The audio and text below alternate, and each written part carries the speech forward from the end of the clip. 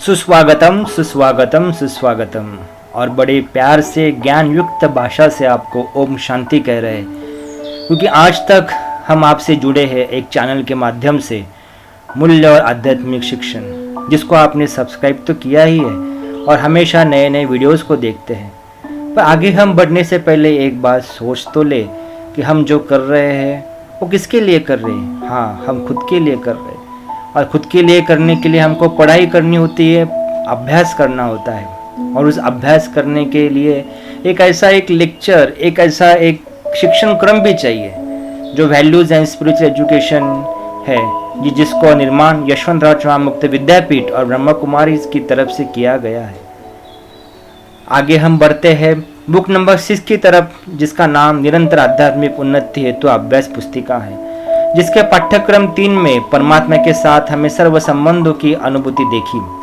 हमने पिता, शिक्षक, आज हम देखने जा रहे सदगुरु की अनुभूति देखने जाएंगे। परमात्मा का तो ज्ञान आपको है ही।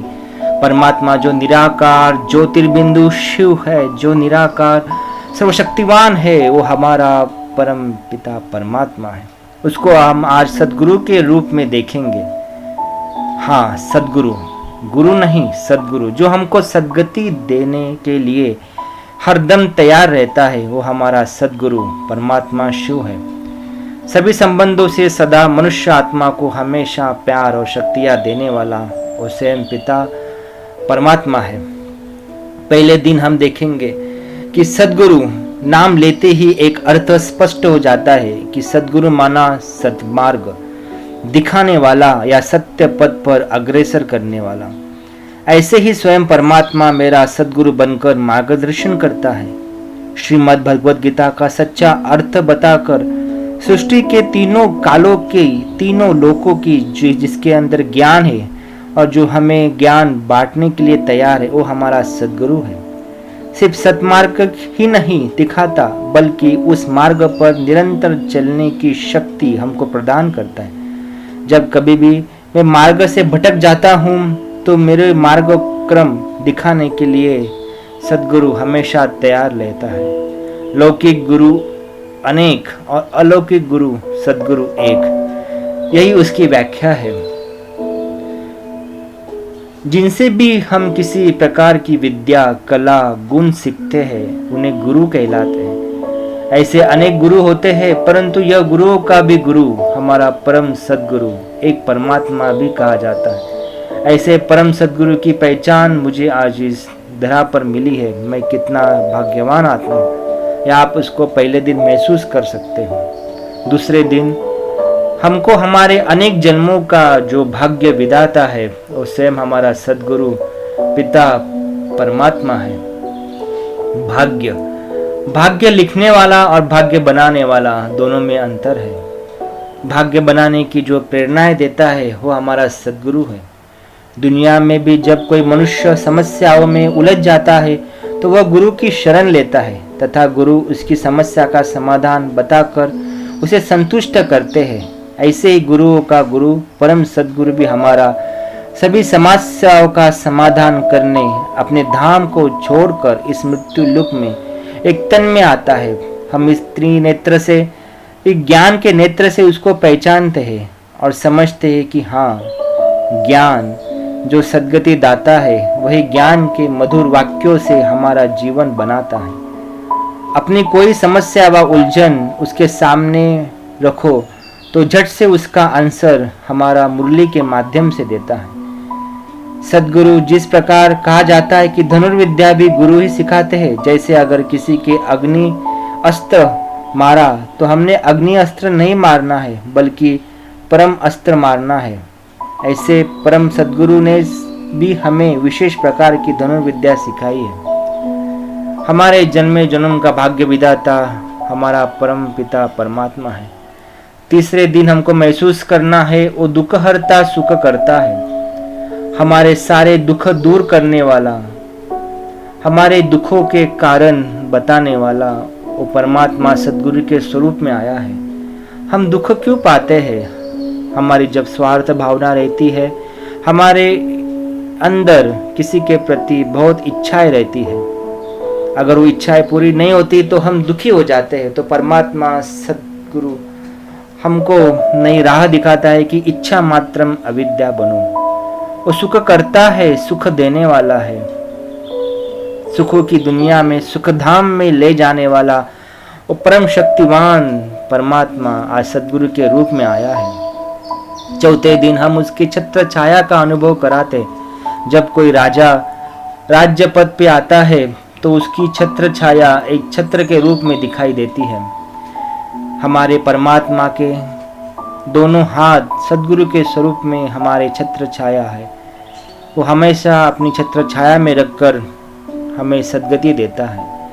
पांचवें दिन हम महसूस करते हैं हमारी चिंताओं का बोझ उठाने वाला वो परम सद्गुरु है। हमको चिंता करने की क्यों जरूरत है? चिंता तो चिता समान है। परमात्मा सद्गुरु बनकर हमको इस चिंताओं को दूर ले जाने के लिए नई राह दिखाता है। चिंता कहाँ से आती है उसका मूल स्रोत हमको बताता है कि वो देह अभिमान है। हमको भले चिंता क्यों करनी चाहिए? वो सब चिंता अपने ऊपर छोड़ने के लिए हमको प्रेरित करता है। बोलता है सब चिंता मुझे दे दो और अपने सुख को तुम अपने पास बुला लो। छठे दिन हमको महसूस करना होता है कि परमात्मा सद्गुरु है तो अपने को वरदान तो देगा ही। वरदान, हर एक वरदान हमको महसूस करना होता है और हमको उसको फलीभूत करना होता है। अगर हमको ज्ञान का वरदान मिले तो हमको हर दम पढ़ाई करके उस ज्ञान के वरदान को सफल करना होता है। अगर हमको शक्तियों का वरदान मिले तो शक्तियाँ कौन सी उसको हमको जानना है। भक्ति मार्ग में हमने देखा है कि वरदान लौकिक के हेतु से दिया जाता है, पर ज्ञान मार्ग में वरदान का स्वरूप तो अलग ही है। जो सर्वशक्तिमान के वरदानों, जो सद्गति देने वाला परमात्मा, वही हमको आज देने वाला है। सातवें दिन हमारा मार्गदर्शन कराता है, सच्ची राह दिखाता है। जिस प्रकार हमने कहानियों में भी सुना है कि पांडवों के गुरु द्रोणाचार्य ने पांडवों की एकाग्रता तथा लक्ष्य के प्राप्ति जागृति हेतु के कारण परीक्षा ली। उन्होंने वृक्ष पर एक चिड़िया रख उसे सामने पूछा, सबके सामने पूछा कि अभी देखो आपको क्या दिखाई दे रहा है। सभी ने अलग अलग उत्तर दिए। केवल अर्जुन ने सही रूप में उनकी परीक्षा में पास हुआ और कहा कि मुझे सिर्फ और सिर्फ उस पक्षी की आंख दिखाई दे रही है। ऐसी एकाग्रता के तरफ ले जाने वाला, मार्गदर्शन करने वाला हमारा सद्गुरु स्वयं पिता परमात्मा है। जीवन में साइरसीन तो आएंगे, लेकिन हमारा लक्ष्य है सर्वगुण संपन्न बन देवी देवता बनना। तो सिर्फ यही हमारे आंखों के सामने हर तरफ दिखाई देगा। उसकी यही वह अपेक्षा है। दुनिया में भी गुरु शिष्यों को मंत्र देते हैं, कहते हैं इसे गुप्त रखना। यहाँ तो परम सद्गुरु परमात्मा हमें दो मंत्र देता है, मामेकम अर्थात मन ही मन परमपिता परमात्मा की याद करना। मन ही मन, हमारा मन अनेकों से निकाल एक की तरफ लगाना। और मन मना भव अर्थात मुझे याद करो ताकि पाप भस्म हो जाए।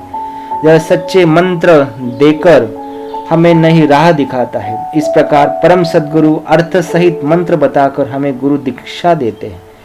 परम सद्गुरु दक्षिणा के रूप में हमें केवल 5 विकार मांगते हैं, जिसके देने के लिए मुक्तिधाम जाकर जीवन मुक्ति प्राप्त कर सकते हैं। जैसे पौराणिक कथाओं में भी दिखाई देते हैं कि गुरु शिष्य को भिन्न भिन्न कहानियां सुनाकर उसे ज्ञान देता है तथा अनेक माध्यम से विभिन्न शिक्षाओं प्रदान करता है।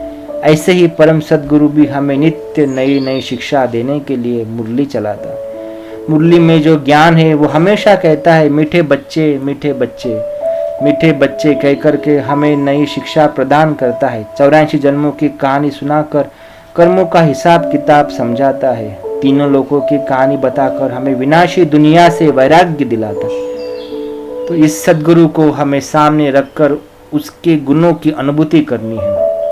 परमात्मा का सत्य स्वरूप हमको जानना है। एक अच्छे से आप यहाँ पे लिख सकते हो और आपको लिख करके महसूसता होगी परम पिता परमात्मा सद्गुरु के समान है। ओम शांति।